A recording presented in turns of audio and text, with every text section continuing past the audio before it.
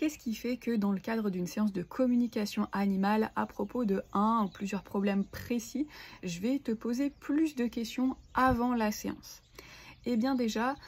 il y a le fait que toi tu as ton point de vue sur la situation et ton animal il a le sien. Et donc lui il verra peut-être pas forcément le problème comme un problème, ou en tout cas pas autant que ça. Donc si je vous pose une question très vaste et très floue, bah il va peut-être pas forcément me répondre de manière aussi très précise, et ça va sûrement rester aussi très flou, et ce serait quand même vraiment dommage. Si aussi je lui pose une question très vague, et bah peut-être qu'il va me parler complètement d'autre chose et qu'il me parlera pas forcément du problème que au final tu voudrais aborder, mais dont toi tu m'as pas forcément parlé avant. Et puis une dernière chose, une dernière raison, c'est peut-être aussi que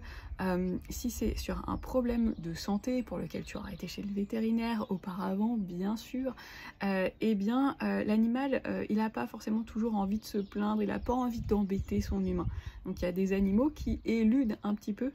si on leur pose pas une question assez précise sur le sujet.